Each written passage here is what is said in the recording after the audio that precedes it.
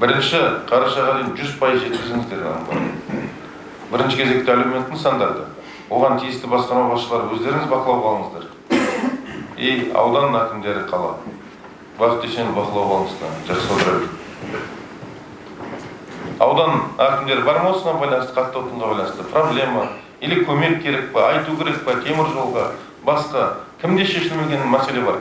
Оператор таппай жатсыздар ма? Кәсіпкер таппай жатсыздар ма, болмаса қаражаты бар? Көмек керек па? От көмек жоқ болса, керек жоқ болса, онда үлкен жауапкершілікпен осы жұмысты атқарыңыздар. Ертең сіздерден сұрады. Мен сіздерден аппаратный сайын сұраймын. Қандай көмек керек? Ауданда қандай мәселе бар? Проблема үндемейсіздер, керемет дейсіздер, ертең бір нәрсе шығып жатыр. Олай отпасын. Барлық нәрсе сіздерге алдын ала ескертіледі. Айтылады, бірақ соның өзін өкінішке орай уақытылы орындамаймыз да, жауапкершіліктемен.